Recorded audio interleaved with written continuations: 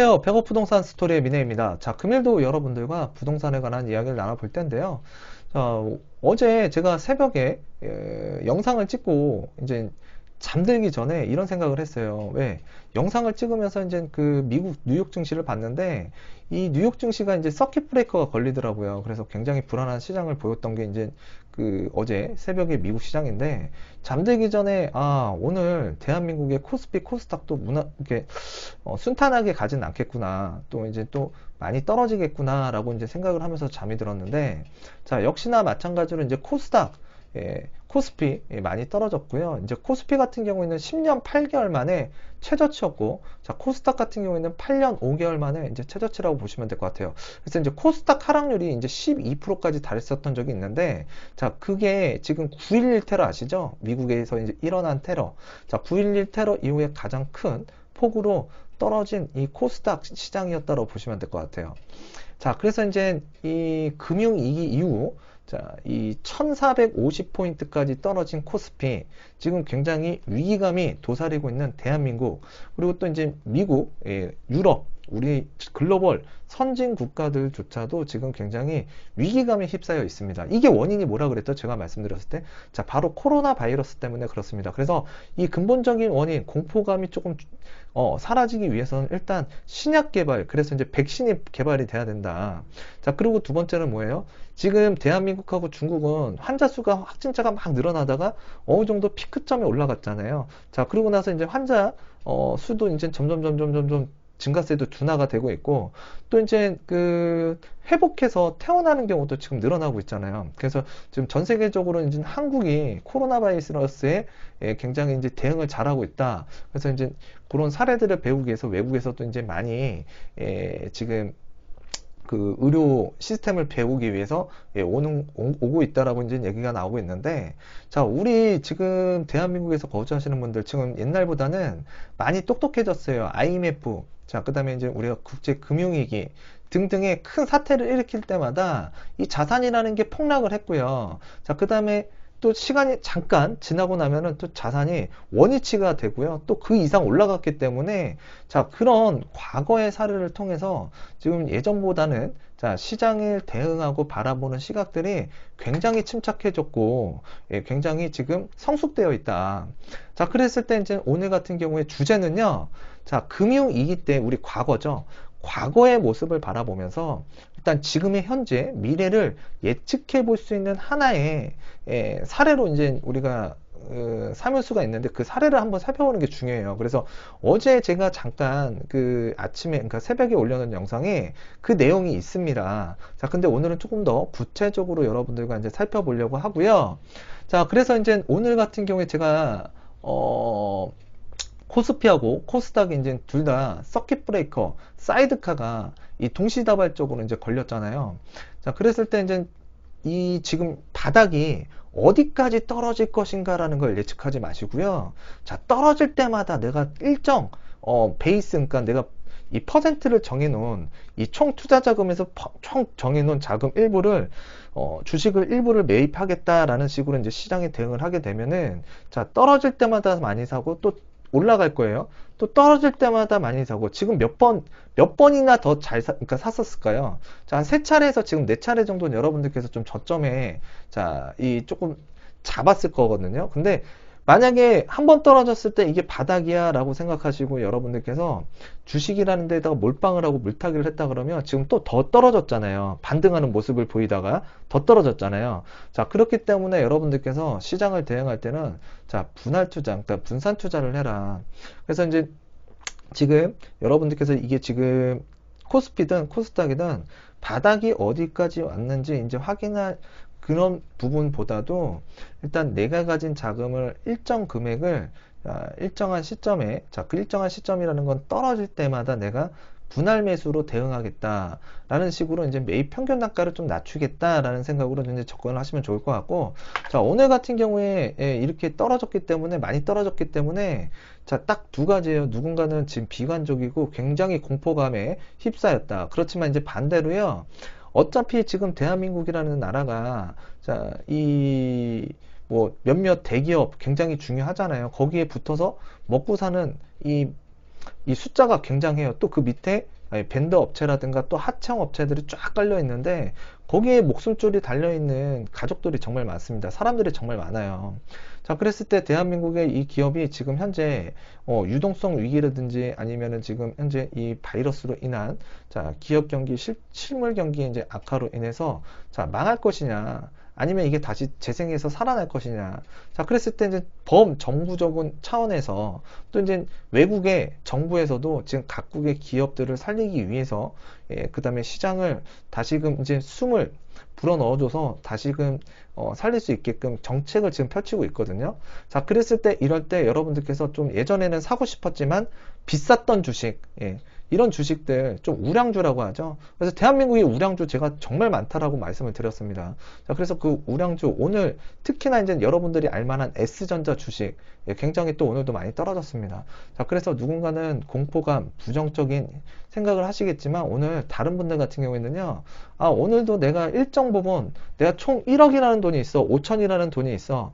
근데 내가 이거를 500만 원씩 떨어질 때마다 난 매입할 거야 라고 생각하시고 접근하시는 분들은 오늘 자기 플랜대로 계획대로 뭔가 자산을 늘리기 위해서 실천을 했다라는 얘기예요. 자, 그리고 몰빵 투자 안 했고요. 그 다음에 대한민국에서 이 회사가 진짜 사라지게 되면 대한민국 정말 영원히 빠이빠이가 될 수도 있거든요. 경기 침체로 갈 수 있는. 자, 근데 이 기업이 지금 예전에는 비쌌는데 지금 내가 못 샀었잖아요. 그랬을 때 지금 어느 정도 가격이 저렴했다 그러면 자, 이거는 투자 판단은 본인분께서 이제 선택을 하셔야 되는 건데 제가 조금 시장에 합리적으로 대응할 수 있는 부분을 말씀을 드린 거거든요. 자, 그래서 이제 뭐 10분의 1, 뭐 20분의 1로 쪼개가지고 여유 자금을 내가 좀 매수한다. 그래서 이제 평균 매입 단가를 좀 낮출 수 있는 효과. 자, 그리고 제가 항상 위기가 끝나고 나서 한 1년에서 2년 정도면은 이게 자산 가격이 대부분 회복하더라. 자, 그런 그래프 차트도 이전에 보여드렸잖아요. 자, 그래서 오늘 자, 누군가는 자기 플랜대로 계획대로 인생을 살아가기 위해서 자산을 불리기 위해서 자, 누군가는 또 이제 기회로 맞이할 수 있는 날이었다라고 보시면 될 것 같아요. 자, 그래서 이제 위기 속에 기회가 있다라는 말 꼭 명심해 주셨으면 좋겠고, 자, 그래서 이제 오늘 코스피가 일단 1450포인트 밑으로 떨어졌고, 자, 2009년 7월 글로벌 금융위기 이후에 이제 처음으로 많이 떨어졌다라는 걸 여러분들께서 알아주셨으면 좋겠고요. 일단 외국인이 계속 팔고 있습니다. 자, 지금 개인과 기관은 받아주고 있어요. 지금 개인이 조금 서서히 이제 사들이고 있는데 아마 이 개인들이 뭘 샀을까요? 자, 오늘 개인이 2,486억 원 샀고요. 자, 그 다음에 기관은 2,881억 원을 샀습니다. 자, 그랬을 때 누군가는 사는 주체가 있다는 얘기예요. 자, 근데 외국인은 왜 그럴까요? 자, 지금 자기네 나라로 위기감이 있다 보니까 자기네 나라로 이 돈을 다시 회수해 가는 거예요. 자, 그렇게 돈을 회수해 가다 보니까 어떻게 돼요? 대한민국에 이 달러라는 게 정말 많이 보유하고 있거든요. 근데 외국인들이 이게 나갈 때 그냥 가져가나요? 이 달러로 바꿔 나가잖아요. 그래서 지금 달러가 굉장히 부족한 것 같고, 지금 오늘 달러가 장중에 1,400원, 1,300원 선까지 자, 근접해서 올라간 걸로 알고 있습니다.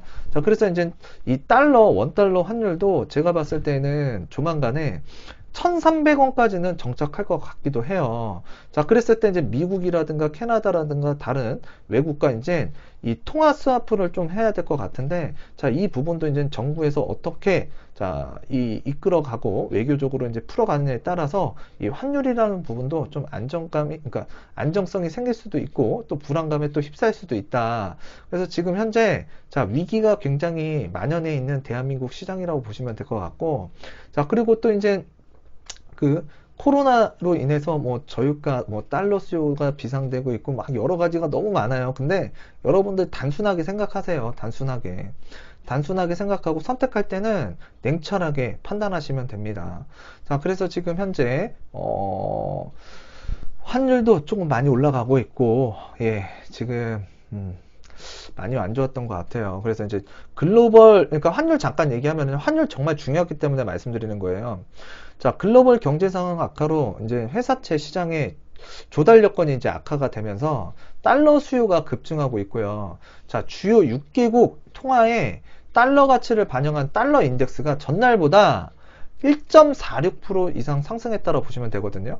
자, 그래서 이제 100.98을 기록했고요. 그래서 이제 그 100선을 돌파했다고 보시면 돼요. 그래서 1.46, 그러니까 달러 인덱스가 전날보다 1.46% 올랐고, 그 다음에 이제 100.98을 기록했습니다. 그래서 100을 돌파했다. 이게 정말 여러분들께서 이제 받아들여야 되는 팩트고요. 2017년 3월 이후 가장 높은 수준이다. 자, 그리고 이제 시장은 환율이 1차 저지선이었던 1277원을 단숨에 뛰어넘었고, 자, 1300원까지 넘는 수준으로 이제 상단을 열어두고 있다고 합니다. 그래서 이제 그 자금 시장 안정을 위한 정책 당국의 노력이 이어지는 만큼, 자, 글로벌 금융위기 당시 수준인 1,500원, 1,600원까지 도달할 가능성은 일단 자, 낮게는 보고 있대요. 근데 지금 환율도 지금 꿈틀꿈틀 많이 움직이고 있다. 왜? 외국인이 지금 주식 팔아서 뭐라고요? 달러로 바꿔갖고 나가잖아요. 그러면 대한민국에 진짜 달러가 진짜 많은데요.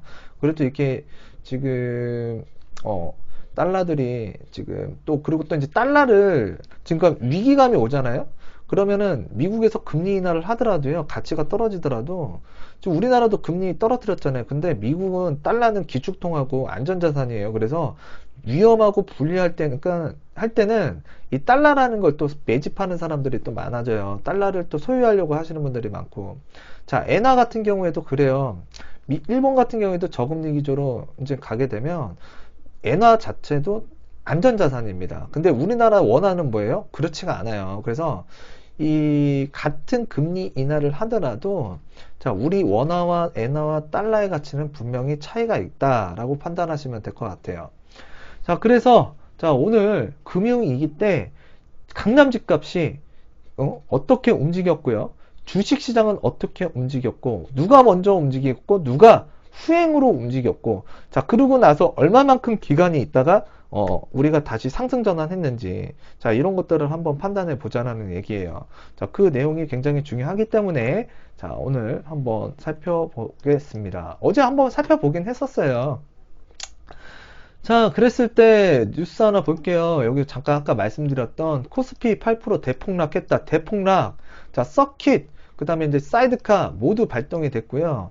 자, 그래서 이제 코스피, 코스닥 동시에 이 서킷, 그 다음에 사이드카가 발동이 됐다. 자, 그리고 코스피 10년 8개월, 그 다음에 코스닥 8년 5개월 만에 큰 하락을 했고, 자, 그 다음에 이제 코스닥 12%, 자, 9.11 테러 이후에 가장 컸다라고 판단하시면 될 것 같습니다. 자, 그렇게 되고요. 지금 코스피 추인데요. 여기 보시면은 정말 확 훅 내려갔죠. 훅훅. 예, 진짜 훅훅 내려갔다고 보시면 될 것 같은데, 자, 오늘 같은 경우에 우리나라 우량주라고 할 수 있는 SK 하이닉스 5.61% 떨어졌고요. 그 다음에 삼성 바이오로직스 8% 이상 떨어졌고, 네이버 자 1% 이상 떨어졌고, 셀트리온 큰 제약회사죠. 자 10% 이상 떨어졌습니다. LG 생활건강 10% 이상 떨어졌고요. LG 화학 17% 이상 떨어졌고, 삼성물산 8% 이상 떨어졌고요. 그 다음에 현대차가 10% 이상 떨어졌습니다. 자, 그래서 이제 이 국내 증시가 이렇게 그 코스닥과 코스피가 급락을 하다 보니까 지금 서킷 브레이커와 사이드카가 그 발동이 됐고, 지난 13일에 이어서 역대 두 번째로 그 발동이 됐다고 보시면 될 것 같아요.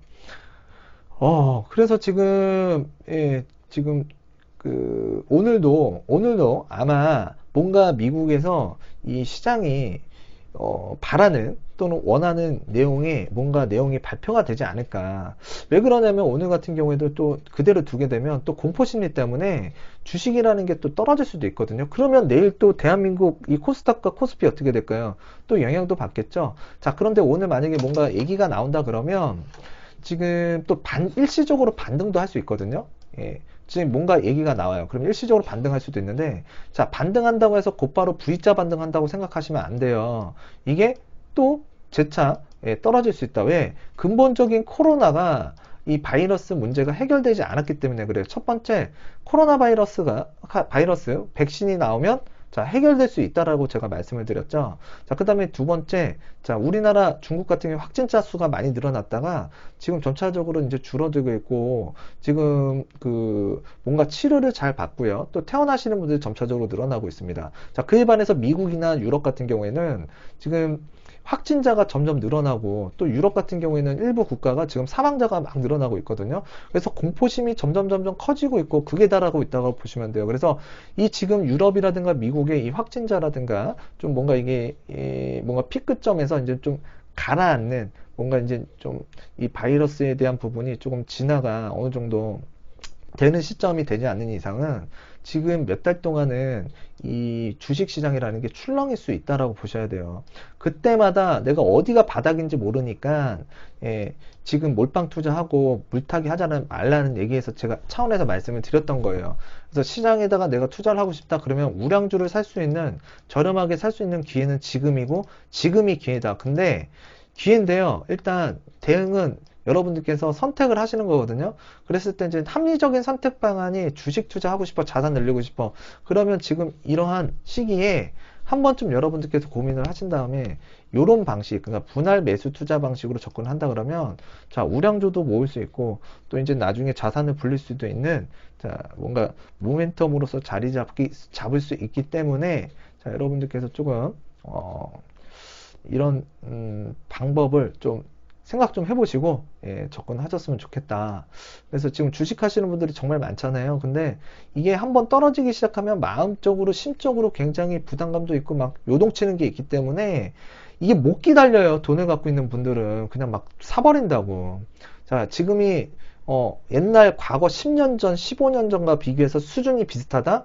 자, 그래서 이때쯤 오면은 반등한다? 이렇게 생각하지 마시고요. 이게 1200도 갈 수도 있고 1000포인트가 더 갈 수 있다라고 생각을 하시고, 자, 지금 시장을 조금 냉정하게, 그 다음에 기다리는 것도 투자라는 걸 알아두시면 좋겠어요. 그래서 기다리는 걸 잘 하시는 분, 그러면서 기다리면서 적정하게 내 일부 자금, 총 100이라는 게 있으면 일부 자금을 적정하게 이 분할 매수하는 전략들. 자, 그러면서 뭔가 반등하고 좀 기다려 떨어지고 그때 매수하고 또 반등해요. 자, 이런 시기가 여러분들께서 계획을 수립하신 다음에 접근하신다 그러면 좀 그래도 남들보다는 괜찮은 대응을 했고 시간이 지나면은 수익도 분명히 챙길 수 있다라고 보여져요. 자, 그랬을 때 이제 어제 미국 증시 폭락했다고 아까 말씀드렸죠. 자, 그리고 이제 서킷 브레이커 발동이 됐고요. 자, 다우 지수 2만, 나스닥 7천 붕괴가 됐다. 그래서 이제 다우 지수 2017년 1월 2일, 그러니까 25일부터 사상 처음 2만 선을 뚫으면서 가파른 랠리 상승을 이어왔다. 그러면 지금 다우 지수 같은 경우에는 2017년 1월 25일 이전으로 지금 돌아갔다고 보시면 되는 거예요. 자, 그랬을 때 지금 시장의 패닉은 굉장히 크다라고 판단하시면 될 것 같고, 지금 심각하게 모니터를 바라보고 있습니다. 자, 어저께 제가 봐도 이렇게 떨어지면 진짜 내일 대한민국 이거 지수가 굉장히 폭망하겠구나. 근데 역시나 폭망했고요. 그러다 보면은 이제 또 오늘 저녁 미국의 증시 또 궁금해지겠죠. 또 그리고 요즘에 또 해외 주식을 하겠다라고 생각하시는 분들이 많거든요. 자, 그래서 이제 해외에도 굉장히 우량한 주식들이 많잖아요. 그래서 지금 분할 매수 내용으로 좀 투자를 하겠다라고 생각하시고 이제 해외 시장 주식도 지금 놓고 하시려고 하는 분들이 되게 많아진 걸로 알고 있습니다. 자, 그래서 지금 주가 지수가 빠르게 낙폭을 회복하면서 한때 자, 투자자들의 공포감도 이제 증폭을 했다가 자, 월가의 공포 지수로 불리는 시카고 옵션 거래소 변동성 지수 VIX라는 게 있는데요. 자, 10% 정도 상승한 85선까지 오르면서 자, 역대 최고치를 기록했다. 자, 그렇게 보시면 될 것 같아요. 그래서 이제 위기일 때 자, 위기일 때, 금융위기일 때 강남 집값 어떻게 움직였나 봤더니 자, 반응은 늦었다. 부동산이 주식보다는 반응이 느렸고요. 자, 그러나 반응은 느렸는데 이 침체의 기간이 굉장히 오래 갔다. 그래서 이제 결론을 말씀드리면 4년 정도 갔대요. 자, 그러고 나서 이제 부동산이라는 게 다시 상승을 했다라고 보시면 되는데, 자, 이거 한번 보도록 하겠습니다. 어저께도 우리 이거 한번 살펴봤거든요. 자, 그랬을 때 이제 우한 코로나 바이러스 감염증 확산에 그 글로벌 경제 위기가 국내 부동산 시장 어렵게 했고요. 자, 그로 인해서 우려가 커지고 있다. 자, 부동산 전문가들도 과거에는 외부 요인이 나타날 때마다 자, 큰 충격을 받았던 부동산 시장이 자, 상당 부분 어려움을 겪을 것으로 이제 보는 경우가 많았다. 자, 그랬을 때 이제 문제는 얼마나 큰 폭으로, 얼마나 오랫동안 영향을 미칠지 한국 부동산 시장을 이끄는 서울 강남의 과거 움직임을 보면 증권 시장보다 늦게 내림세에 접어들었고, 자, 후행했다라는 얘기죠. 후행. 자, 주식 먼저 선수행했고요. 그 다음에 이제 나중에 후행적으로 부동산이 떨어졌다. 그런데 부동산이 늦게 내림세에 접어들었고 여파는 더 오래 간 것으로 나타났대요. 그래서 그 내용에 대해서 이제 우리가 한번 과거의 사례를 통해서 유출을 해볼 수 있다. 그래서 이제 늦게 반응하고 오래 가는 강남 주택시장. 그래서 이렇게 나왔는데 KB국민은행 부동산 통해서 주택시장 바로미터라고 불리는 서울 강남구 자, 부동산 시장의 움직임을 살펴봤더니 자, 글로벌 금융위기가 닥친 2008년 아파트 매매가는 7.25% 하락한 것으로 나타났대요. 7.25%가 자, 하락했다. 예, 마이너스. 예, 하락했고요. 자, 금융위기 직전 강남 아파트 값은 크게 오르다가 소폭의 조정을 받는 모양새였다. 2006년 강남 아파트 매매가는 무려 27.68%나 올라갔대요. 27.68%가 상승을 했다. 네, 플러스. 그러다가 금융위기를 맞았대요. 글로벌적으로. 그런데 이제 잠시만요. 여기서 잠깐 말씀드리면 2006년도에 강남 아파트가 무려 27.68% 상승했고요. 2007년도에는 1.38% 하락 조정을 받았고, 자, 그러다 금융위기를 맞았거든요. 강남의 부동산 시장이 지금 이 금융위기를 맞고 나서 자, 2014년부터 급등한 강남 아파트 값이 이제는 오를 만큼 올랐다는 심리가 퍼진 상태에서 자, 현재와 비슷하다고 볼 만한 대목이다 라고 판단하시면 되거든요. 자, 그랬을 때 지금 2006년 강남 아파트 매매가 27.68% 상승했고 2007년도에 좀 하락을 했고요. 그러다가 이제 금융위기 맞았다. 그런데 지금 대한민국도 2014년도부터 가격 많이 올라왔잖아요. 자, 그러다가 지금 서울에 강남 3구가 1216 대책 이후에 좀 조정받고 있고 안정세로 가고 있다. 자, 그러다 지금 코로나 바이러스로 인해서 지금 굉장히 위기감을 맞고 있잖아요. 자, 그랬을 때 주식은 먼저 빠졌고요. 자, 강남의 부동산 시장은 늦게 빠졌어요. 근데 그게 굉장히 오래 갔다. 자, 그랬을 때 이제 그 내용을 지금 보여주는 내용이라고 보시면 되거든요. 그래서 2006년도에 강남의 집값이 굉장히 많이 올라갔다라고 보시면 될 것 같고. 자, 그래서 2009년에 들어서, 여기서 다시 한번 볼게요. 자, 부동산 시장과 증시와 자, 상관관계도 이제 눈여겨볼 만하다. 그래서 부동산과 증시. 그래서 글로벌 금융위기 당시 자, 코스피는 2007년 말부터 하락 추세가 뚜렷했는데 아파트 매매가는 그 다음 이듬해 6월부터 본격적으로 하락하기 시작했다. 그래서 부동산 시장이 증시보다 한 발 늦게 반응한 셈이다. 그래서 지금 6개월에서 한 8개월 정도 이 부동산이 늦게 뭔가 나타났다라는 거죠. 하락 추세가. 그리고 2009년 들어서 잠시 반등했던 주식시장, 부동산 시장은 이듬해 유럽 재정위기를 겪은 이후 다른 길을 갔대요. 2009년부터. 그래서 2009년부터 이제 다른 길을 갔는데 2010년부터 2013년 3년간 코스피 지수는 20.26 상승을 했습니다. 어우, 상승 많이 한 거죠. 자, 반면에 2010년부터 강남 아파트 값은 2013년까지 내림세를 보였다. 자, 그래서 이제 주식이 먼저 빠졌고, 자, 2009년에 들어서, 그러니까 2010년 정도부터 2013년도까지 주식이 많이 빠지고, 먼저 빠진 만큼 빨리 올라갔어요, 지금. 자, 그런데 이제 2010년부터 2013년, 자, 강남의 주택시장은 주식에 비해서는 늦게 빠졌는데, 좀 요게 오랫동안 좀 하락길로 들어섰었다. 자, 그 내용이거든요, 그 내용. 그래서 글로벌 금융위기 상처를 극복하기까지, 자, 부동산 시장은 4년이나 더 걸린 셈이다. 자, 그랬을 때 요번에도 우리가 꼭 이렇게 간다라고 볼 수는 없는데 이런 식으로 또 흘러갈 수도 있기 때문에 한번 우리가 눈여겨봐야겠죠. 그래서 지금 2014년 이후에 서울 부동산 시장이 쉬지 않고 급격하게 오른 자, 여파로 집값 상승에 대한 기대감이 점점 떨어지고 있고 왜? 가격 많이 올랐잖아요. 자꾸 서울 제가 봤을 땐 전에도 말씀드렸죠. 뭐 20년, 30년을 보고 가면은 서울의 주택시장 분명히 많이 올라갈 거예요. 근데 우리가 올라가다 보면 좀 떨어지고 조정되는 모습도 보이고 그러면서 저점을 높이면서 올라가는데, 자, 이게 지금 뭔가 많이 올라왔고요. 좀 지금 조정도 받을 수도 있고 좀 저렴하게 살 수 있는 절호의 타이밍이라고 볼 수도 있거든요. 그래서 바라봤을 때 여러 가지 지표 중에 여러 가지가 있는데, 일단 얼마 전에 제가 이 서울의 아파트, 강남의 상구의 아파트, 이게 요 정도까지 조정되면 여러분들께서 매입하는데 좀 적극적으로 좀 생각 좀 해봐야 되지 않냐. 그래서 우리가 전세가율이라는 걸 봤잖아요. 그래서 전세가율 지금 서울이라든가 강남 상구만 따져서 봤을 때 약 15%에서 22% 정도는 지금 거품이 껴있다라고도 볼 수 있어요. 전세가율로 바라본 서울시장 같은 경우나 이제 강남 상구를. 그랬을 때 지금 규제도 굉장히 강화됐고요.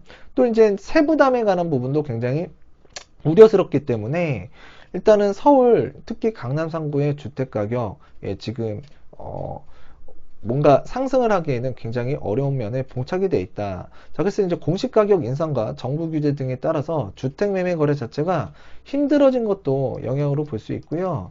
자, 그 다음에 경기 위축도 부동산 가격에는 굉장히 위축이에요. 근데 이제 골드만삭스 있죠? 세계적인 투자은행. 한국 성장률 전망을 2.1%에서 1.6%로 대폭 낮췄고요. 그래서 지금 1%까지도 지금 하향 조정을 하고 있다. 한국은행 역시 2.3%에서 2.1% 경제 성장률을 낮췄다. 자, 근데 제가 봤을 때는 지금 이 2%대 경제 성장률 여러분들 지금 상황으로 보면 가능할까요? 저는 불가능하다라고 보여지거든요. 자, 그랬을 때 이제 지금 굉장히 어려운 상황이고, 제가 한국은행에서도 굉장히 고심이 많을 거라고 보여집니다. 자, 이주열 한국은행 총재, 자, 이 님께서 기준 금리를 0.5% 하향 조정했고요. 글로벌 경기 위축에 대한 우려가 상당히 커졌고, 자, 국내 실물 경기 큰 타격을 입는 상황이고, 단기적으로 부동산 가격 상승세를 이어갈 것이라고 보기는 어렵다라고 이렇게 얘기를 하셨습니다. 자, 그랬을 때 이제 제가 봤을 때는 크게 조정받는 지역과 물건들이 분명히 있을 것 같고요. 자, 그랬을 때 그 무리하게 자기 체력을 넘어서서 자, 자꾸 투자 지역을 자, 상향 업그레이드만 하실 게 아니라 실제로 여러분들께서 부담을 안 가지고 소액으로 좀 접근할 만한 자, 실수요 목적으로 간다 그러면 더 좋고요. 자, 분양권 특히나 이제 실수요로 자, 내 인생의 첫 주택 분양권, 자, 그러니까 청약에 당첨되는 거죠. 자, 그랬을 때 청약에 당첨됐을 때 여러분들이 이거 그러니까 청약이라는 걸 할까 말까 고민하시는 분들이 있어요. 그랬을 때 여러분들께서 첫 주택이라 그러면 분양가가 비싸지 않다라고 판단이 된다 그러면 제가 적극적으로 1주택 정도는 마련하는 거 괜찮다라고 말씀드렸습니다. 자, 요즘에는 분양가가 되게 중요한 것 같아요. 왜? 분양가에 너무 그러니까 건설사에서 가져가는 비용이 너무 비싼 것 같아요. 많이 가져가는 것 같아요. 자, 그래서 이제 합리적인 분양가인지 그거만 판단하시고 청약할지 안 할지 결정만 하시면 될 것 같아요. 자, 그리고 이제 지금 여러분들과 이렇게 이제 판단을 그러니까 뉴스를 하나 봤는데 결론은 그거예요.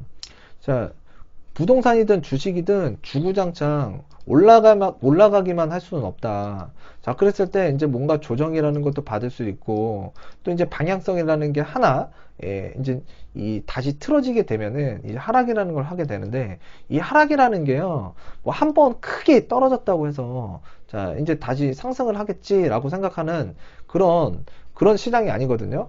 자, 그래서 지금 뭔가 원인이 해결돼야 된다. 그 원인은 뭐 코로나 바이러스 백신이 나왔다 또는 유럽이나 미국의 이 확진자 수가 정점에서 지금 뭐 소강 상태로 그러니까 내려가고 있다. 자, 그런 소식들이 들리지 않는 이상은 이 시장의 변곡점, 그러니까 이 변동성이 굉장히 크게 출렁일 수 있기 때문에 자, 주식은 여러분들 지금 반등을 하면 좀 쉬세요. 근데 이제 다시금 뭔가 이야기가 나오면서 뭔가 이 우려감이 나오고 공포심이 이제 극대화가 되면 또 떨어질 거거든요. 그럼 여러분들께서 이때마다 좀 여러분들이 가지고 있는 이 일정 금액을 좀 내가 분산으로 매입할지 안 할지 그것만 결정하신 다음에 자, 여러분들께서 이제 그 시장을 합리적으로 이제 대응을 하셨으면 좋겠습니다. 자, 부동산도 마찬가지예요. 자, 1주택자는요, 청약으로 당첨받으면 괜찮고요. 자, 당첨받을 때 제일 고민스러운 게 분양가입니다. 자, 그 분양가가 입지적 가치 대비 좀 비싸다라고 판단이 되시면, 자, 여러분들께서 가져가야 되는 프리미엄이 없어지기 때문에, 자, 가치가 떨어지는 거죠. 그런 단지들은 청약 넣을 필요는 없고요. 그래서 제가 항상 여러분들과 뭘 보죠? 자, 재개발 조합원, 입주권, 뭐 이런 것들 많이 보고요. 또 아파트, 또 비교 우위, 가성비 있는 거 많이 찾잖아요. 또 최근에는 이제 제가 유망한 좀 괜찮은 자 그런 아파트 청약단지가 이제 나오게 되면 설명을 드리고 있거나 또 설명을 드릴 거거든요. 자 그런 식으로 여러분들께서 부동산을 좀 대응하고 반응을 하셨으면 좋겠고, 항상 이게 가성비라는 게 있어야 돼요. 그 지금 여기 조선일보잖아요. 조선일보 같은 경우에는 굉장히 이 우파 이쪽 보수적 신문이다라고 이렇게 이제 얘기들을 많이 하시는데, 자, 이 신문 자체에서도 지금 서울의 주택 가격이라는 거는 서울의 주택 가격이라는 거는 여기서 내용이 나왔던 내용이잖아요. 뭐라고요? 가격에 대한 부담감을 지금 상당히 시장에서는 많이 느끼고 있다. 그만큼 많이 올랐기 때문에 그렇죠. 자, 그랬을 때 지금 대출 규제도 심해지고요. 또 이제 보유세 강화로 인해서 세부담도 늘어나는 이제 서울의 특히나 이제 고가 강남 상구 그러니까 고가주택이 몰려 있잖아요. 자, 이런 시장을 중심으로 해서 지금 이 위기감이 좀 더 2개월, 3개월, 6개월 가게 되면은 지금 증시는 먼저 움직였고요. 자, 이게 이제 후행해서 움직이는 게 부동산이라고 말씀을 드렸잖아요. 지금 기사를 보면. 자, 그랬을 때 예전에 금융위기 사례를 보게 되면 앞으로 4개월에서 6개월 정도 있으면 이게 분명히 부동산 시장 매도자 지금 주택 거래가 잘 안 되고 또 가격이 비싸고요. 세금은 많이 나오고요. 그 다음에 심리 자체가 굉장히 지금 죽어나가고 있고요. 자, 그랬을 때 지금 이 부동산에서 이 급매라는 게 나올 수도 있고, 또 지금 우량주, 그러니까 우량주라고 할게요. 서울에 괜찮은 이 우량주가 가격이 급매로 또는 떨어져서 자 나올 수 있기 때문에 일정 부분 현금을 보유하신 다음에 좀 부동산 시장도 대응을 했으면 좋겠고, 마찬가지로 주식도 마찬가지로 아까 말씀드렸다시피 우량주가 지금 많이 떨어지고 있고 지금 조정을 받고 있기 때문에 자 여러분들께서 일정 금액을 합리적으로 이렇게 분할 매수 대응으로 시장에 접근을 해보자 라는 말씀을 드리도록 하겠고요. 항상 말로만 여러분들 뭐 떨어지면 사세요, 뭐 하세요 이런 얘기들 많이 하시는 분들이 있는데, 또 지금 굉장히 유능한 무슨 전문가분들이 있습니다. 주식이든 증권이, 그러니까 주식 증권이든 뭐 부동산이든요. 근데 여러분들 실천하는 게 제일 중요해요. 실천하는 게 뭐라고요? 자, 뭔가 여러분이 실천하거나 뭔가 시장에 뭔가 플랜을 세워놓고 이 실행을 하지 않으면 여러분들은 부자가 될 수 없습니다. 자, 여러분들은 변화가 없기 때문에 그래요. 자, 변화를 갖기 위해서는 조금 여러분들께서 거창하게 생각할 게 아니라 복잡하게 생각할 게 아니라 자, 내가 갖고 있는 능력에서 자, 어떻게 실행을 할 수 있을까? 자, 그렇게만 조금 여러분들께서 구체적으로 좀 생각을 하신 다음에 자 주식이든 부동산이든 차근차근 스텝 바이 스텝 하나하나씩 밟아갔으면 좋겠습니다. 자 그래서 여러분들과 지금 부동산과 주식에 관한 이야기를 나눠봤고요. 일단 오늘 글로벌 금융위기 사태를 보게 되면 자 여러분들 지금 비슷하게 흘러갈 확률이 굉장히 높기 때문에 일단 주식 먼저 빠진다. 자 그리고 부동산은 후행해서 빠진다. 자 그리고 나중에 올라갈 때 뭐가 먼저 올라간다? 주식이 먼저 올라간다. 자 그리고 이제 부동산은 나중에 후행해서 좀 올라가더라. 자 그런데 부동산은 한번 침체가면은 자 주식보다는 조금 더 오래 가더라. 자 이런 것들을 지금 한번 기억을 해주셨으면 좋겠고, 지금이 어떻게 보면 위기 속의 기회다. 자 그래서 여러분들 그 기회에 여러분들도 동참하실 수 있는 자 능력과 이 플랜을 스스로 만드시고요. 내가 주식이든 부동산에 투자를 할지 말지 자 선명하게 결정을 하셨으면 좋겠습니다. 자 오늘도 여러분들과 유익한 내용으로 이야기를 나누는 자 100억 부동산 스토리의 민혜가 였고요. 자 다음 시간에도 항상 유익한 내용으로 다가서도록 노력하겠습니다. 감사합니다.